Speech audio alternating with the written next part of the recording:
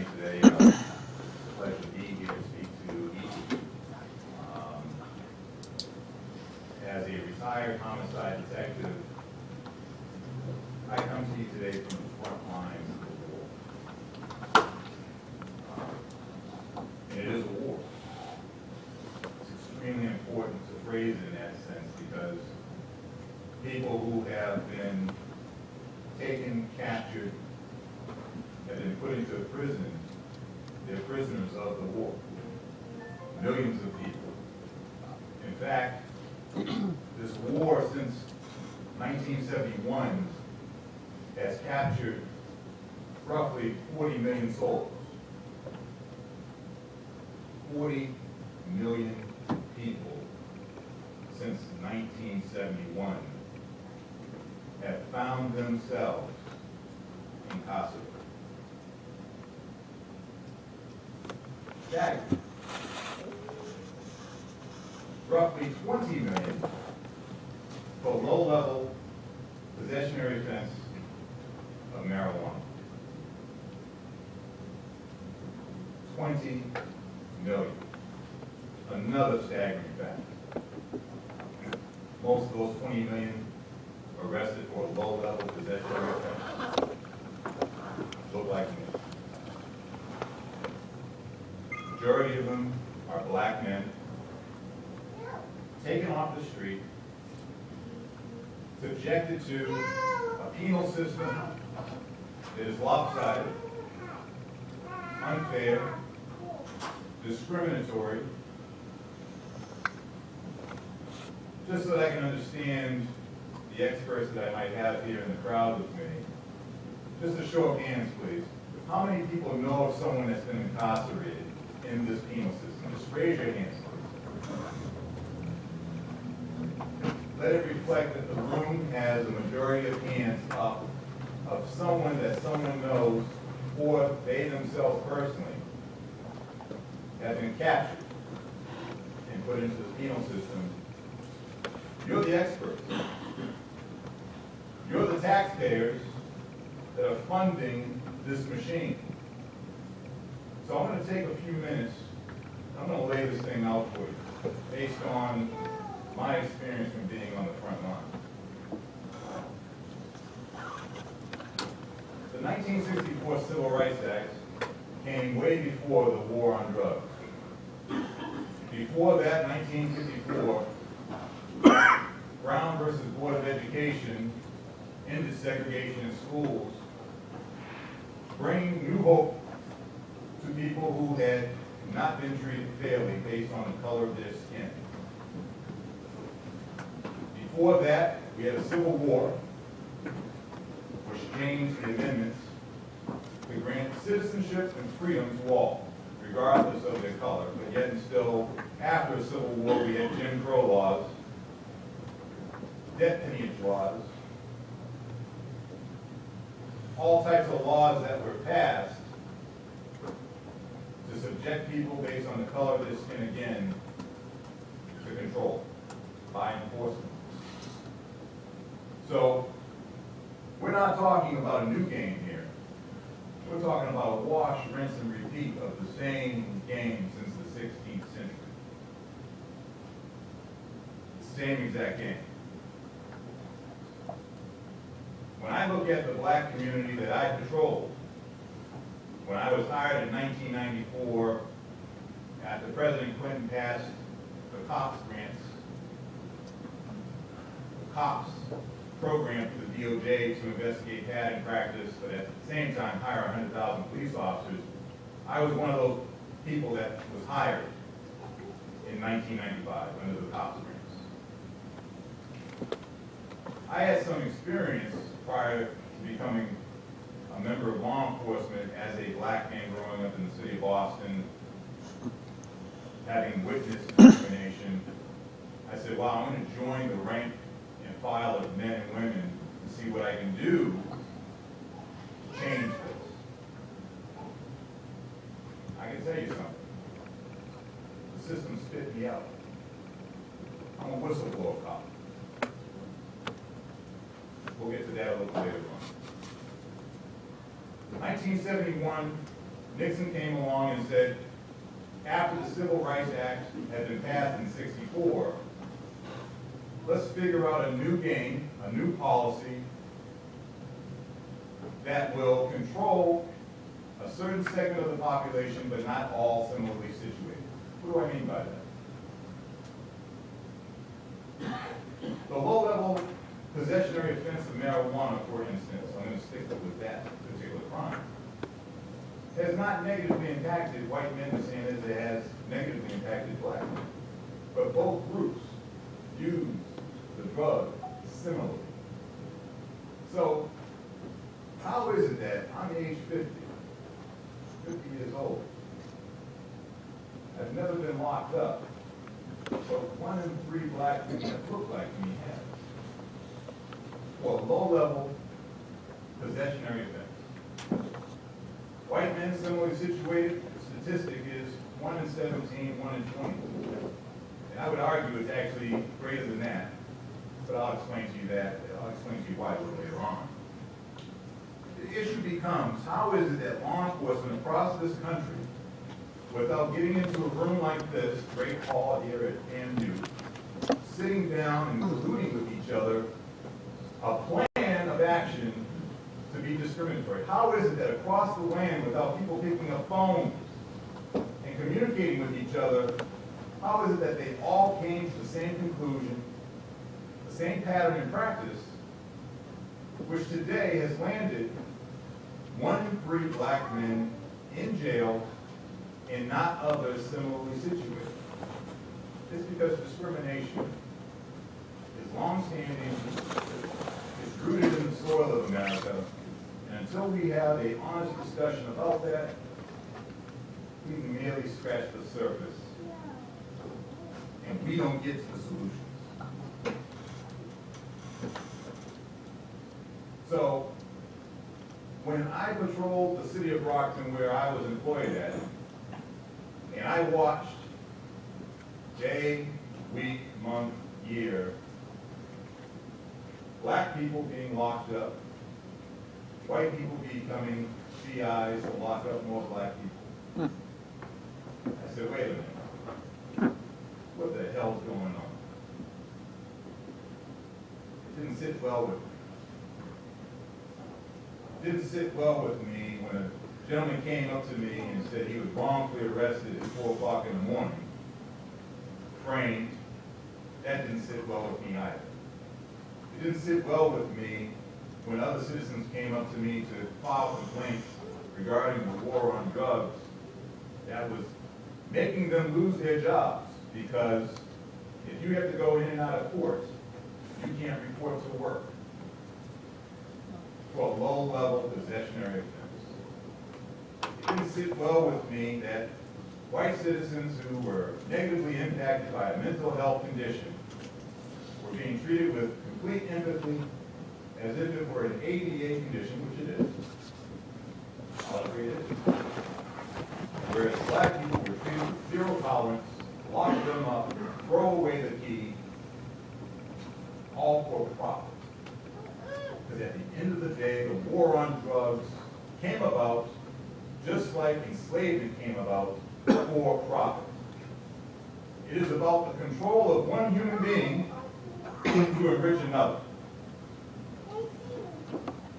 The DOJ, all of these institutions are reaping rewards from your taxpayer dollars being used to hire people, whether it's police officers, corrections officers, shovel jobs to go and build jails, men and women hired to watch over bodies that are prisoners of this war, majority of them being black and brown.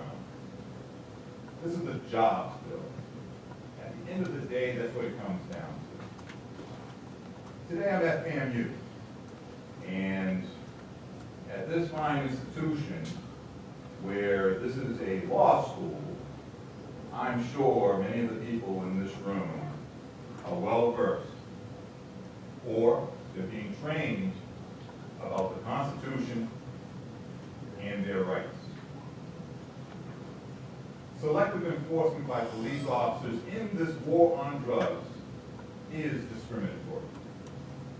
The disparity between black and white being incarcerated, yet they all use the same drugs at the same rate, 40 plus years later, demonstrative evidence of discrimination.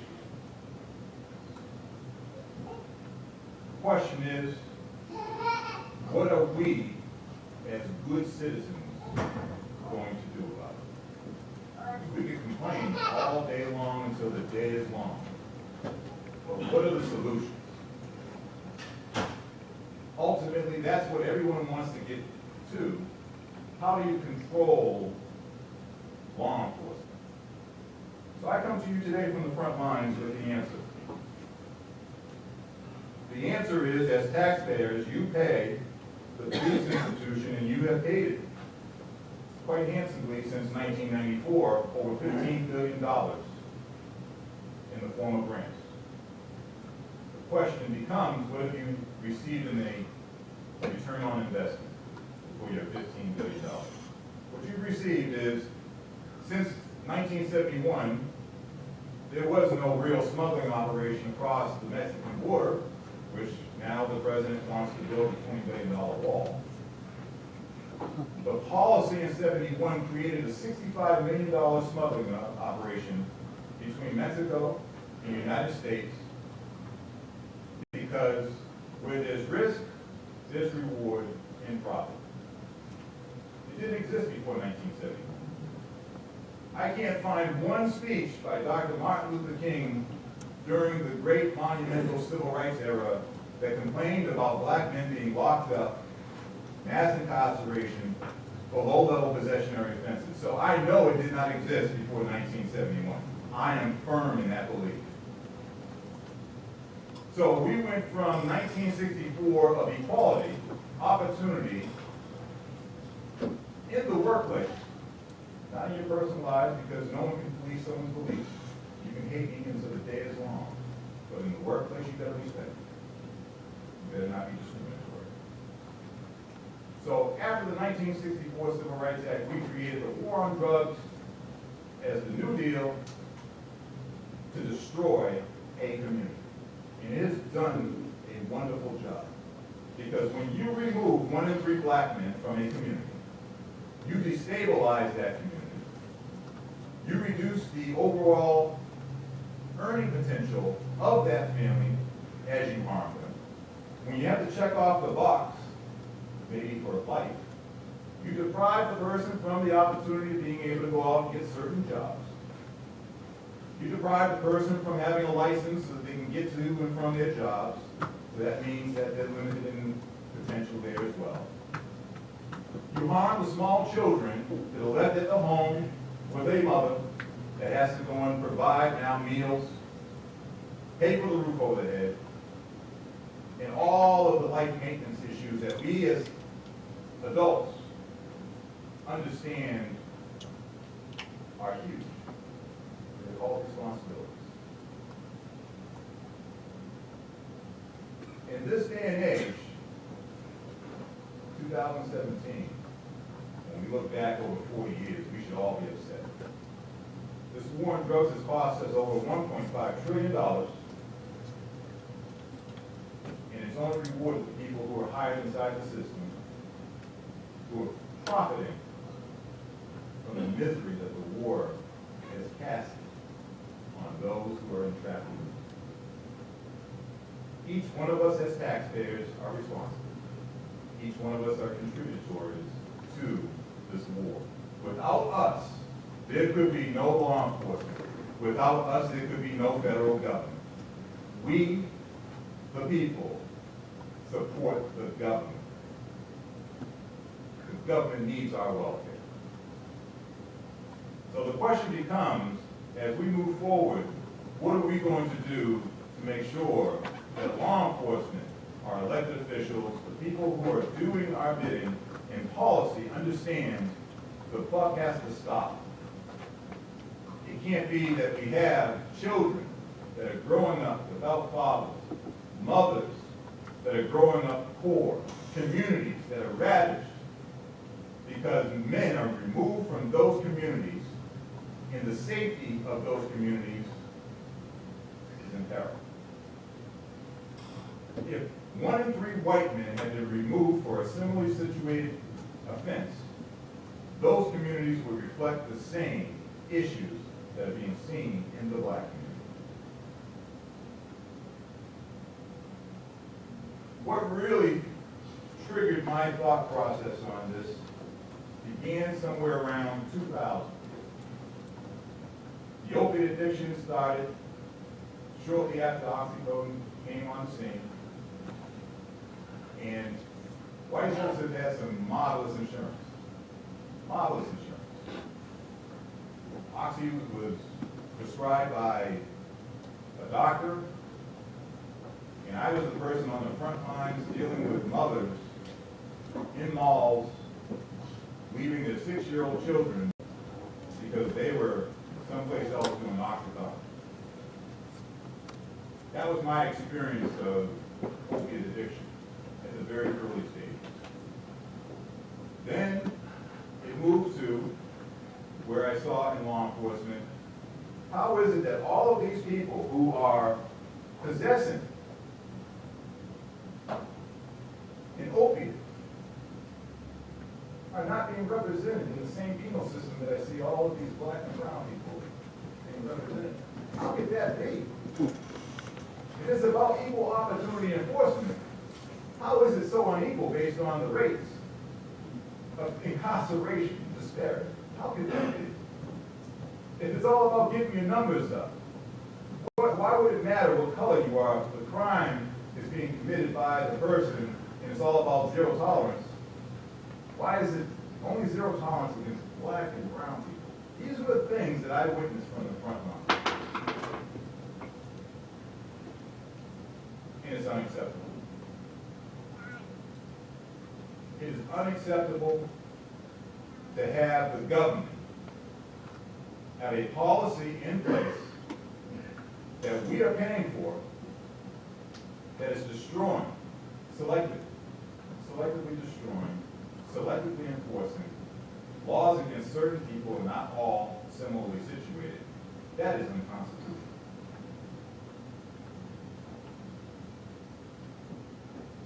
So, I came here today for a number of different reasons. More importantly, just bear with me while I hear this slide. More importantly, I came here today because there is a solution to the problem. In order to get to the solution, we have to look back at the facts of history and those findings. In 1968, there was the Kerman Commission report that came along shortly after Dr. Martin Luther King was assassinated. And it said the nation, based on the Kerman Commission report findings, was moving towards 2 nations. One white, one black, unequal justice, and that law enforcement had a long-standing history of being the root cause of civil disorder.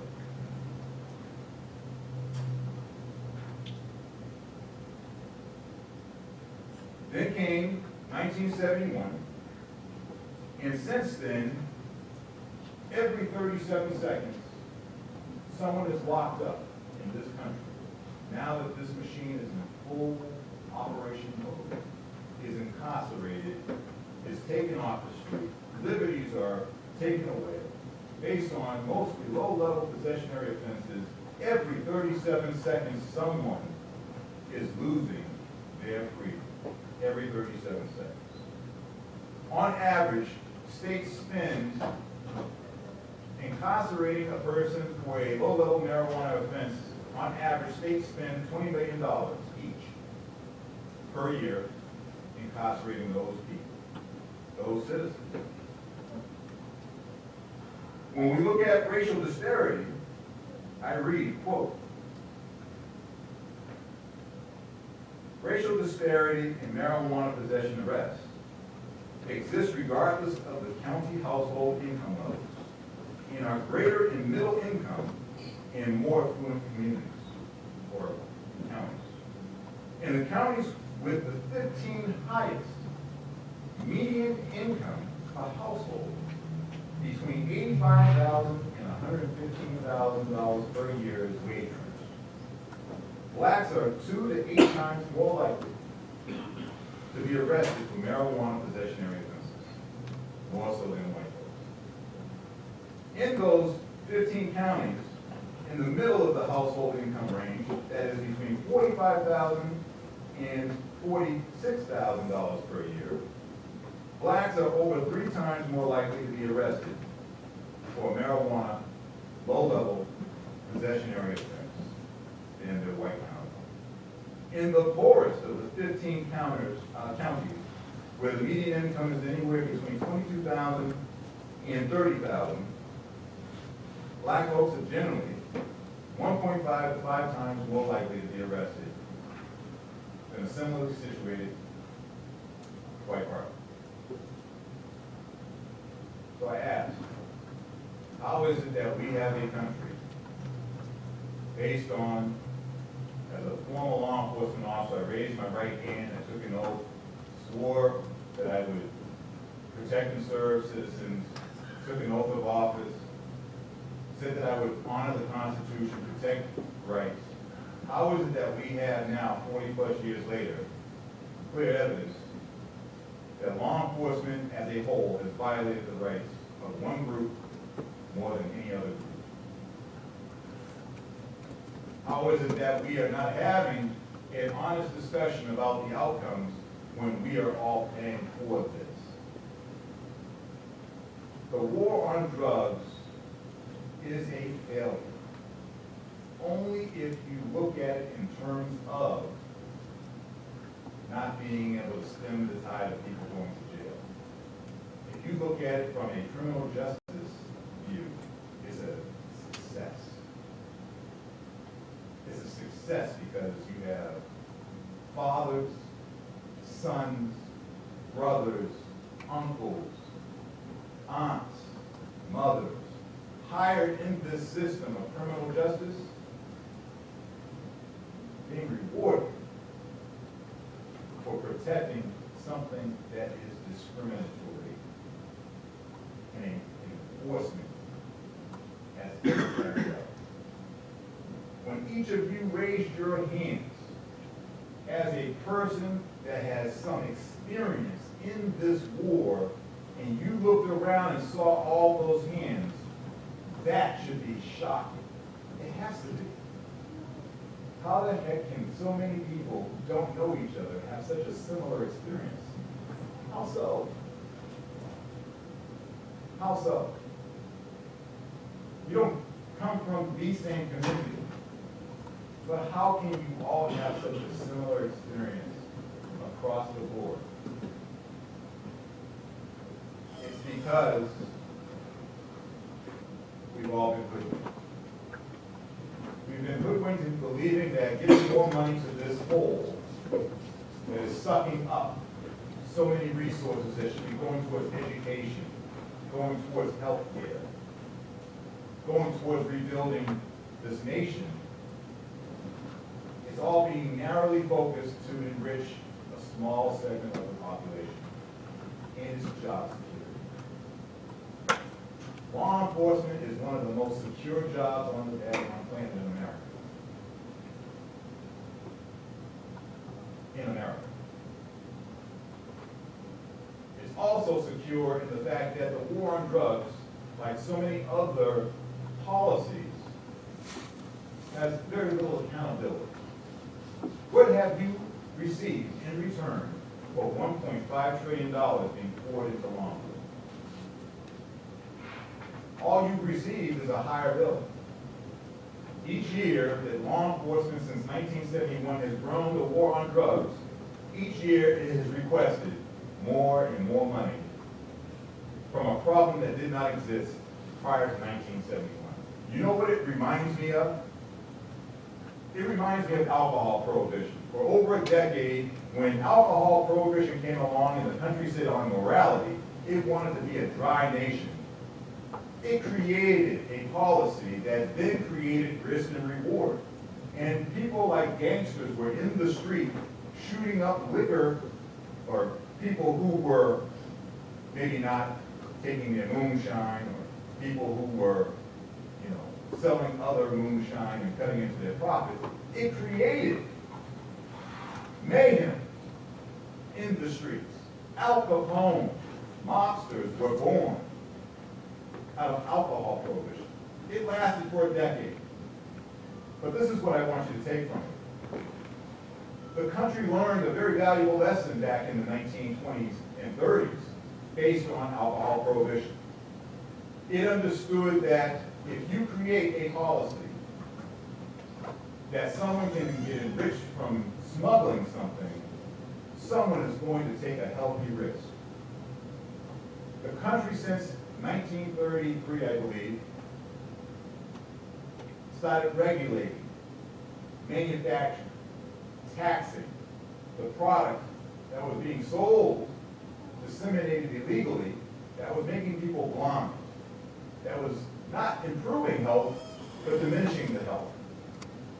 If the federal government came along and said, let's regulate, manufacture, control the supply, lower the cost for those people who are negatively impacted by this with a mental health condition, it would stop the smuggling across the board. It would stop the crime downstream on a street corner where someone's going to take a risk. You're going to sell a product and have a gun in the hand to protect the corner. That would cease. But we are in a system right now where too many people are corrupt.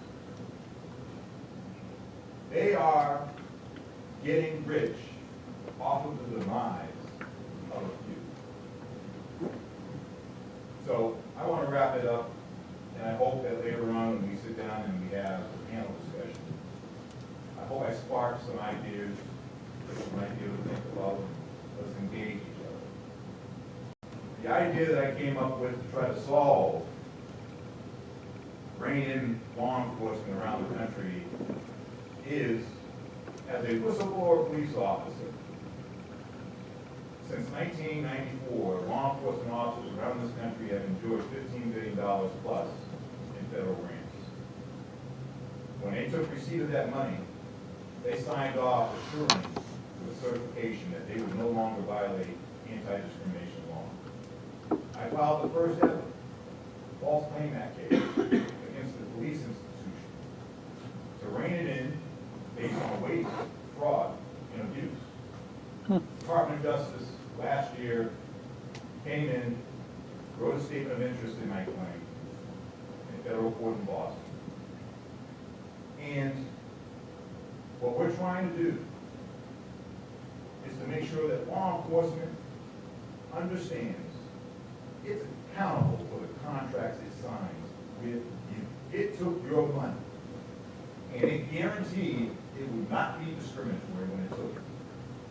We cannot have it where 20 different jurisdictions were investigated over these past years, and we're reading hundreds of pages of reports of a pattern and a practice of discrimination,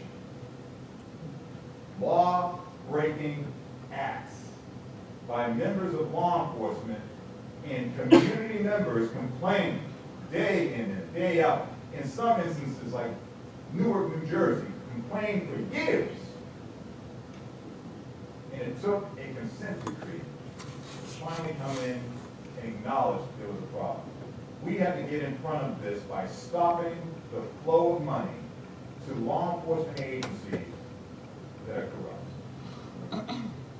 That is the only way we fix this. People have been marching in the streets, pleading with the federal government, show the way on how to hold law enforcement accountable. I am telling you here today, the case of Ken Williams versus the City of Rockford. It is part of the materiality ruling in Escobar from last year's SCOTUS ruling. It is, by all means, going to change the landscape in law enforcement in this country, because they must be accountable to the taxpayer. I look forward to us having another discussion with you.